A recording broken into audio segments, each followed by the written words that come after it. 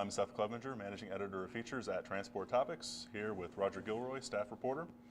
We're here at the North American Commercial Vehicle Show in Atlanta. So we're just wrapping up Monday's press conferences, and Navistar had the last slot today, and they certainly had a lot of news to drop. A very eventful news conference this afternoon, and they had a new truck, the HV series. So Roger, could go ahead and tell us a little bit more about that truck and the unveiling that we saw. Yeah, they made a big deal out of it. They brought us into the cab with a camera, and we saw a lot of features there. Switches were new, they were bigger, you could work them with gloves on if you needed to. There was a stock shifter. There were some other things. They have the fuse box, if you will, inside with a cover on it with a little channel around it, so if anything spilled, that wouldn't get wet. The mirrors were set differently so that the driver didn't have to crane his or her neck so much. All of that, as I understand it, was part of also the rollout of the redesigned Lone Star, sure, which happened a little before. Yep, and this is a severe service truck, so this is it would be used in a lot of different vocational applications. It's also the A26 engine, the new engine that International is offering, will be available in the truck. And beyond the new truck model, we also had some more big announcements on the alliance with Volkswagen. This alliance between Navistar and Volkswagen is strengthening, and we heard a few new details on what they're planning. And Roger, can you tell us a little bit more about that? The biggest detail probably was sketched out when they said they were going to develop a big bore engine together for 2022, I believe. 2021. 2021, okay. I believe is the timeline that they picked, coinciding with one of the steps of the phase 2 greenhouse gas emissions. True, sorry.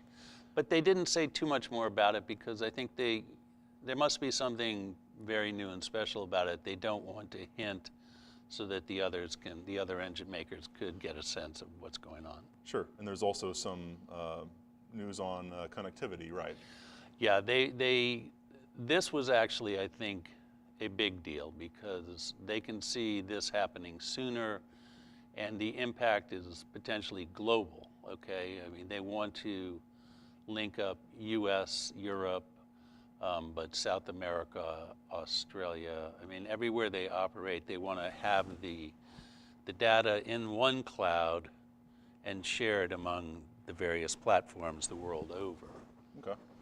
We also had, the theme of electric trucks also came up at the Navistar press conference. So Troy Clark, the CEO of Navistar, pointed out that they are indeed planning to introduce an electric truck of their own.